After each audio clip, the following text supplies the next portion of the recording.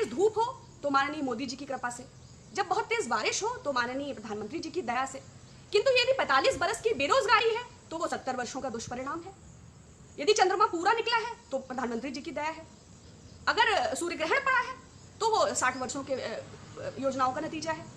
तो electronic media को ऐसे भोंपू की भांति रिएक्ट नहीं करना चाहिए।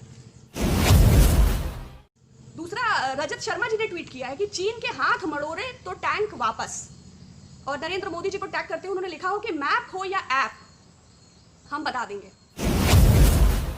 बड़े अफसोस की बात है, एक लोकतांत्रिक देश है, हमारे जवान सीमा पर हैं, उनकी वीरता से देश और सरहदें सुरक्षित हैं। चाटुकारिता की भी एक लिमिट होती है। जब आप अपनी सारी नियमावलियों को पार कर जाते हैं, बेशक आपके 18 मिलियन सब्सक्राइबर्स हो, बट द एटीट्यूड जो आप शो कर रहे हैं, ये एक सच्चे भारतीय या देश के नागरिक का तो नहीं है। नमस्कार आप सबको। इंडिया चाइना स्टैंड ऑफ में चाइना 2 किलोमीटर पीछे हटा है। ये समस्त भारतवासियों के लिए बहुत हर्ष की बात है, लेकिन चाइना एक अनप्रेडिक्टेबल और मिस्चीवियस नेशन है। जो पूर्व के उसके कृत्य हैं, उसके आधार पर ये एक्स्ट्रा सेंसिटिविटी की बात है। चाहे वो 1962 के युद्ध के पहले की घटना हो, पीछे हटा था और फिर भारत को वो सबसे महंगा युद्ध था, या अभी लेटेस्ट हम डोकलाम स्टैंड ऑफ की बात करें। एक टैक्टिकल विक्ट्री के तौर पर डोकलाम स्टैंड ऑफ में जो नतीजों के बाद जब डिसएंगेजमेंट की बात हो गई तो मीडिया ने उसको एक टैक्टिकल विक्ट्री के तौर पर प्रोजेक्ट करना शुरू कर दिया।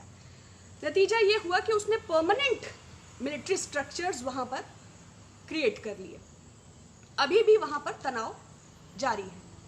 तो ऐसी स्थिति में, जबकि ये राष्ट्रीय सुरक्षा का अत्यंत सेंसिटिव इशू है, सारे देशवासियों के लिए निश्चय ही ये हर्ष की बात है, लेकिन जो इलेक्ट्रॉनिक मीडिया का एटीट्यूड है, मैं आपसे शेयर करना चाहूंगी। कुछ ट्वीट्स हैं। कल दरअसल मैंने देखा कि रूबिका लियाकत जी ने कहा कि चाइना पीछे नहीं हटा है, ढकेला गया है।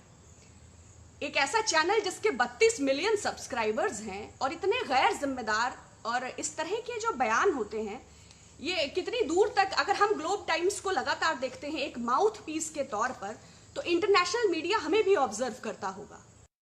तो ढकेला गया है।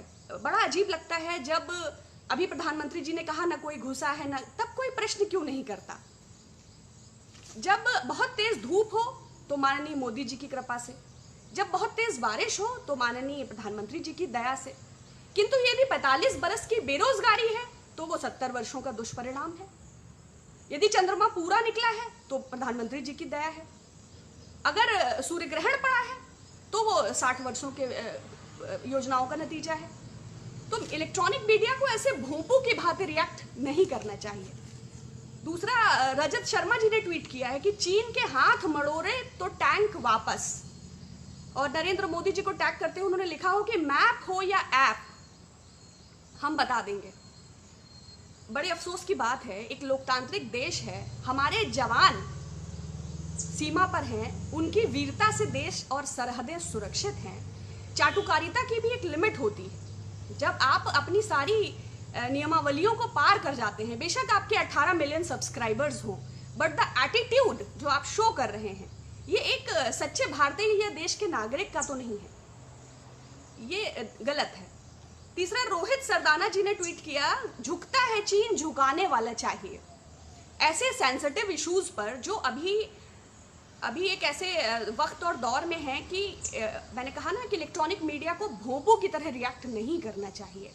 थोड़ी ग्रेविटी, थोड़ी डिग्निटी शो करनी चाहिए। वाई मीडिया डेयर क्यों नहीं करती, योगी जी से क्यों नहीं पूछती कि विकास दुबे जी कहाँ हैं? उनका फोटोग्राफ, कानून तोड़ने वाले का फोटोग्राफ कानून मंत्री के साथ वायरल होता है। उनके क्षेत्रीय भारतीय जनता पार्टी के जनप्रतिनिधि सागर और सांगा का जिक्र वो अपने पूर्व इंटरव्यू में करते हैं। प्रमुख सचिव गृह अवनीश अवस्थी जी के साथ जय वाजपेयी का, जो कि उसका राइट हैंड है, फोटो वायरल होता है, और भी तमाम साक्ष्य उपस्थित हैं। Why media don't dare to ask in place. जब आप महिमा मंडित करने के लिए समस्त श्रेय को सम्मिलित रूप से एक व्यक्ति के चरणों में रख देते हैं, तो सवाल पूछने के लिए लोग कहां जाएंगे?